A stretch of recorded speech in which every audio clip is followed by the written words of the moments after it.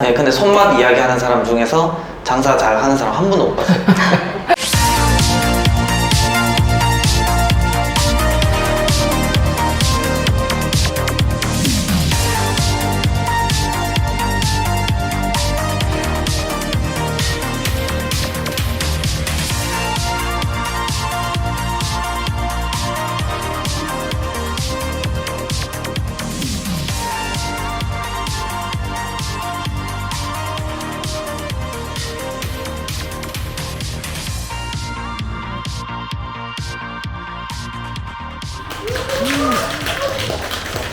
원래 바에서 그 음식을 엄청 신경을 쓰지 많이 했더라고요. 아, 신경을 안 쓴다. 신경 안 쓰지 않는다. 술 위주니까 신경을 잘 안 쓸 수도 네, 있는데 그렇습니다. 많이 쓰시는군요. 왜냐하면 지훈님이 한국에서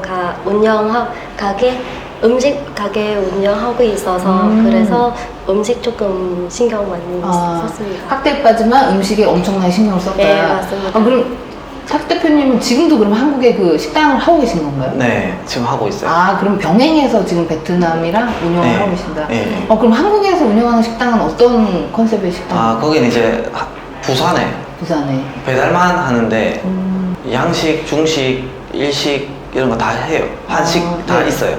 그래서 파스타 먹었을 때 어떤 게 맛있는지, 뭐 일식 먹었을 때 뭐가 문제인지, 냄새가 좋은 냄새인지 네네. 안 좋은 냄새인지 그런 거 조금 알 수 있어요. 계속 먹다 보면 음식을. 그러면은 거기서 그렇게 부산에서 하는 매장에서 어떻게 보면은 잘 되는 음식이나 그런 것들 메뉴를 좀 많이 갖고 오셨겠어요. 예, 그런데 보통 한국에서도 잘 되는 음식들, 파스타 중에서는 우리가 일반적으로 생각했을 때 파스타 그냥 이름 말해봐 이렇게 하면 뭐 까르보나라 알리오 네. 올리오 이거잖아요. 네네.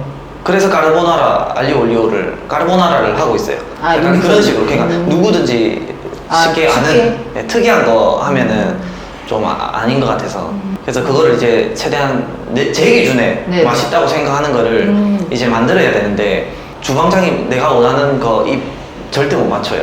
맞출 수가 없어요. 그래서 만들어 놓으면 조금 좀 더 짜게 해달라, 맵게 해달라, 너무 맵다, 달게 해달라 이런 거를 계속 요청을 하고 그래도 안 되면 한국에서 레시피를 가지고 와요. 네네. 그래서 실제로 한국에서 식용유는 한국에서 가지고 식용유는 와요. 한국에서 다 가지고 네, 온다. 맞습니다. 디테일이 강하시네요. 지훈님 네. 말씀하신 거는 네. 지금 만약에 주방 손님 너무 바쁘시면 그냥 주문 안 받으시고 너무 그냥 주문이 그만- 몰리면 네, 안 받는 걸로. 안 받는 걸로. 완벽하게만 보여드리고 싶습니다. 손님에게.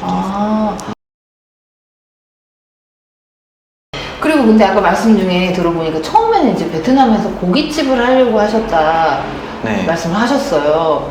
근데 대표님, 근데 고깃집이나 칵테일바나 저는 궁금한 게 부산에서 하고 계신데 왜 베트남에다 또 이제 추가로 이 오픈을 하시게 됐을까? 솔직히 한국에는 심해요. 경쟁이 너무 심해요. 네네. 근데 하면 할 수는 있어요. 할 수는 있는데 경쟁도 심하고 솔직히 세금도 부담스럽고. 무시 못해요. 예, 저도 세금 때문에 포기할 뻔했어요. 진짜 포기할 뻔했어요. 근데 그냥 갚자라는 마음으로 이렇게 돈 벌어서 한국에 갚고 있거든요. 네.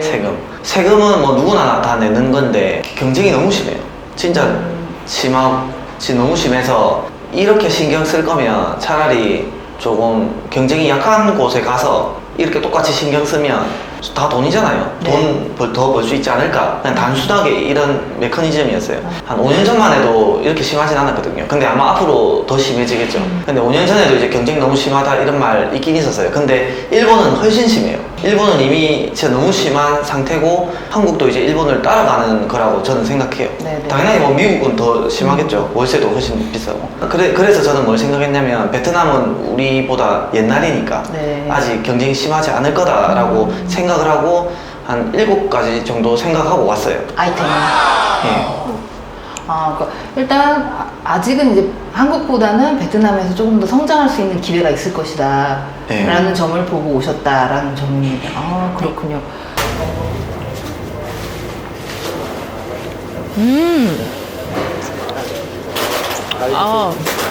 딜리셔스. 장미 대표님, 장미 대표님 통역 좀. 맛없어요? 아니요, 맛있어요. 통역 좀 해주세요. 마치 꽃을 먹는 느낌이에요. 거짓말. 아 진짜요? 아니, 진짜. Chị nói là 그럼 탁 대표님께서는 그 외식업 자체를 하신 지는 얼마나 됐어요? 아 저는 그 한국에서 작은 동네 거제도에서 네. 통닭집 시작했어요. 아, 통닭집 했는데 그때 주위 사람들이 아 이거 월세 200만 원인가? 네. 180만 원이었어요 월세가 부가세 전에. 그러니까 야, 처음 뭐 장사하는데 너무 비싼 거 아니냐?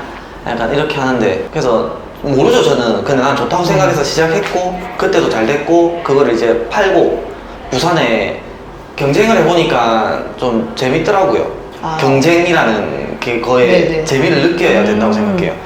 이 외식업을 하려면. 네, 그래서 한번 부산 가보자. 네네. 이렇게 해서 서울은 너무 머니까 부산은 이제 경쟁 더 심하니까 가보자 해서 부산으로 이동해서 했어요. 그래서 지금 한 총 어떻게 하신 지 몸 담으신 지 몇 년 정도? 그게 맞아 질문이었는데 네. 이 3년? 아, 2년인가 3년인가 정도 된 거. 그러면 굉장히. 별로 안 됐어요. 그러니까 짧은 시간에 지금 어떻게 보면은 한국에서 원하는 바를, 그러니까 목표했던 점이 있으실 거 아니에요. 그러니까 그거까지 달성하시고 지금 베트남으로 또 이렇게 확장을 하신 건데.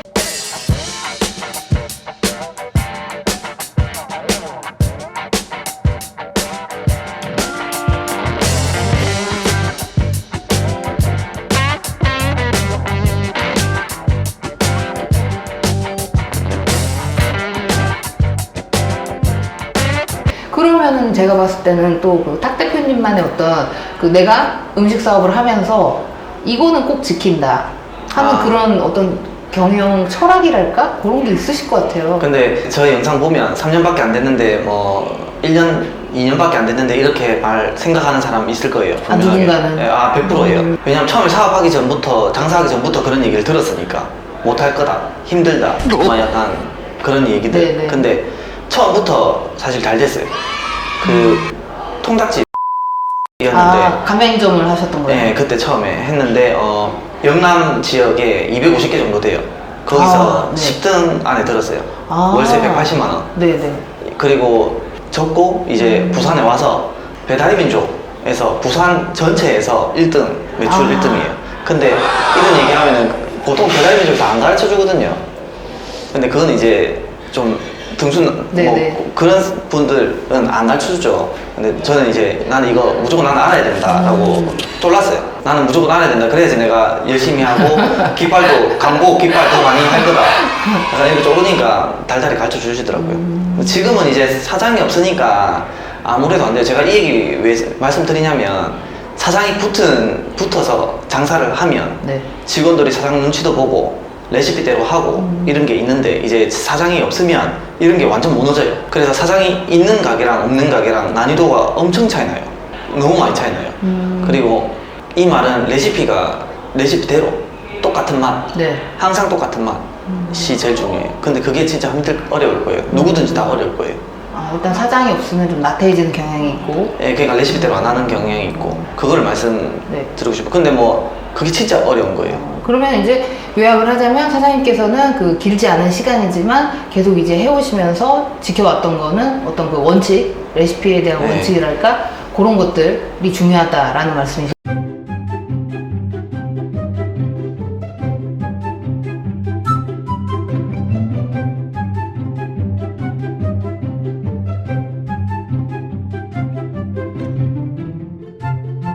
그게 어느 정도 중요하냐면 예를 들어서 국밥을 만든다. 근데 이런 말을 하면 꼬투리 잡으면 안 돼요. 예를 들어서 그렇죠, 파스타 예입니다, 예. 파스타를 예를 네. 들게요.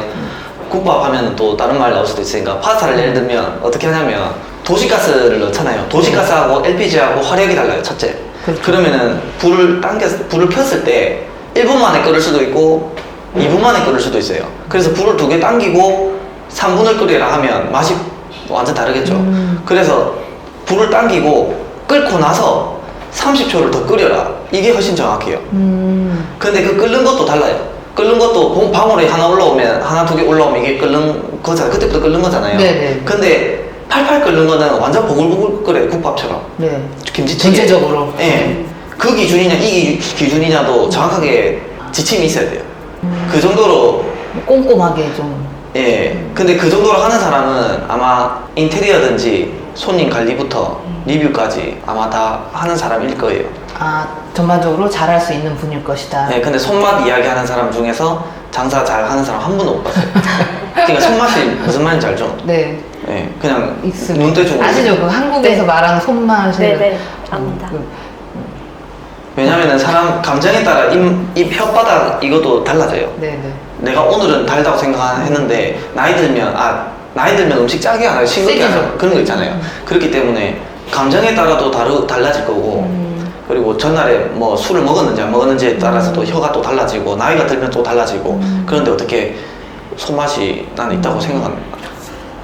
자, 그래서 그러면은 그런 원칙을 가지고 이제 사업을 하고 계신데 구독과 좋아요 부탁드리겠습니다. 사업하면서 여기서 사업하는 분들 다 마찬가지일 거예요. 네. 예를 들면 김치찌개 만들려고 하잖아요. 그러면은 김치찌개에 들어가는 재료들이 예를 들어서 만약에 고추장이 들어간다 그러면 태양초 고추장이나 네. 뭐 메이커가 뭐 수십 가지가 되잖아요. 이 고추장마다 맛이 다 달라요. 달라요. 그럼 나는 여기서 태양초 고추장을 쓰면서 한국에서 사업을 했잖아요, 내가. 그럼 여기서 태양초 고추장 못 구하면 그 맛이 안 나요. 그 맛 절대 안 나요. 그래서 가지고 와야 돼요. 어쩔 수 없이. 아니면 포기를 하든지. 그럼 아까 식용유도 그렇고 그래서 가지고 오는 거예요. 그거는 내가 포기를 못 하겠으니까. 다른 식재료도 혹시 막 많이 가지고 오세요? 그거는 여기서 맞췄어요. 대충. 마늘 이런 거 다 있잖아요. 네. 근데 파스타를 만들어도 파스타 만드는 방식이 달라요. 육수를 우려내는 방식도 다르고. 그래서 일식이 쉬워요. 일식은 칼만 쓸면은 프레시하게. 네. 그냥 그 연어잖아요. 연어에 간 안 하잖아요. 그런데 파스타 이런 게 사실 좀 맛 맞추는 거는 더 어려울 거예요. 그래서 근데 직원 얘기했는데 처음에 막 마음에 안 들었지. 여기서 이제 사무실에서 테스트 했거든요. 한 10개 중에 5개, 6개? 다 그냥 맛있다고. 조금만 네. 소금 더 넣어달라 뭐 이런 말만 했지. 다 맛있었어요. 그냥 파스타는 안 됐더라고요. 파스타는 가지고 갔어요. 그래서 베트남에서 토마토 파스타도 있는데 그게 무슨 파스타인지는 모르겠는데 나는 별로더라고요. 그래서 그거는 그냥 이거 토마토로 만드는 거거든요. 그래서 여기서 이거 다 빼고 토마토 이 재료로 그냥 토마토 파스타를 만들자 해서 그냥 토마토 파스타 그 파스타를 없애고 토마토 파스타 하고 그리고 내가 하고 싶은 거는 다른 사장님도 마찬가지일 거예요. 하고 싶은 거 엄청 많아도 재료가 없으면 포기한 거 재료가 없어서 포기한 거 많을 거예요. 아니면 한국에서 가지고 와야 되니까. 그럼 어떻게 보면은 베트남 진출해서 사업하시고 싶은 사장님들 계시면 이런 어떤 재료 네. 수급에 대한 것도 많이 생각을 생각 미리 해야 돼요. 그러니까 이게 현지에서 대체되는 게 있고 안 되는 게 있다. 네. 이런 것들도 또 염두에 두셔야 될 것 같고. 네. 네, 그렇습니다. 뭐랄까, 와서 하실 때 이런 건 좀 조심하셔야 되겠다. 이런 것도 아. 있다면. 그러니까 특이한 거 하려면 네.